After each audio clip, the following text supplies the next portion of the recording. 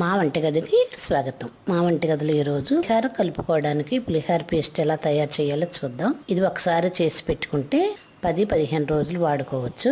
ఇది ఎలా తయారు చేయాలో చూద్దాం. ముందుగా 1/2 కిలో చింతపండుని నీళ్ళలో నానబెడదాం. ఇలా నానబెట్టిన తర్వాత దీన్ని ఉడికించుకుందాం. ఇది ఒక 10 నిమిషాలు ఉడికిస్తే మెత్తగా ఉడుకుతుంది. ఇది చింతపండుని ఇలా ఉడికించుకొని దీనిలో గింజలు ఈనెలు తీసేసి చల్లారనిద్దాం. ఇది పక్కన పెడితే చల్లారుతుంది.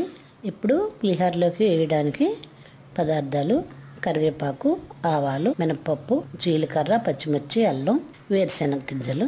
ఇప్పుడు స్టవ్ పై పాన్ పెట్టుకొని ఆయిల్ వేడి చేసుకొని ముందు పల్లీలు వేయించుకుందాం.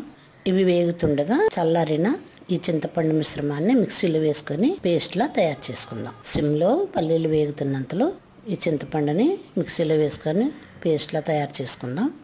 ఇది అలా చింతపండు పేస్టు. ఇది పక్కన పెట్టి పల్లీలు వేగినయో లేదో చూద్దాం. వేగే కాబట్టి మినపప్పు, ఆవాలు, జీలకర్ర,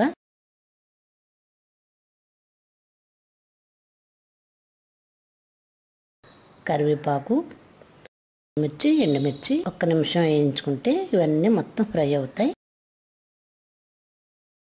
ఇప్పుడు దీనిలో కట్ చేసిన పచ్చిమిర్చి, చిన్నగా కట్ చేసిన అల్లం ముక్కలు కూడా వేసి మరొక నిమిషం వేయించుకుందాం. ఇవి అలా వేగిన తర్వాత దీనిలో 1 టీ స్పూన్ పసుపు, రుచికి తగినంత ఉప్పు కూడా వేసి బాగా కలుపుకుందాం.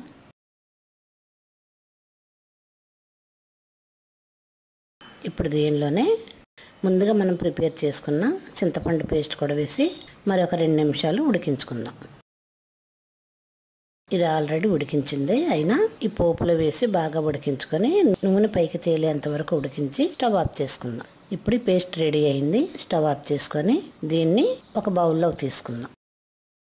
దీనికి తడి తగలకుండా ఒక ప్లాస్టిక్ కంటైనర్లో పెట్టుకొని ఫ్రిడ్జ్లో పెట్టుకుంటే 20 రోజులు ఉంటుంది, 10-15 రోజులు ఉంటుంది బయట పెట్టినా. ఎప్పుడన్నా మనం పులిహోర చేసుకోవాలనుకుంటే అన్నం ఒకటి వండుకొని పేస్ట్ కలిపి పులిహోర రెడీ చేసుకోవచ్చు. ఈజీగా చేసుకొని పులిహోర పేస్ట్ రెడీ. మా వంటగదిలో ఎంతో యూజ్ఫుల్ అయిన పులిహోర పేస్ట్ రెడీ. మరిన్ని వంటల కోసం మా వంటగదిని సబ్స్క్రైబ్ కాగలరు. ధన్యవాదములు.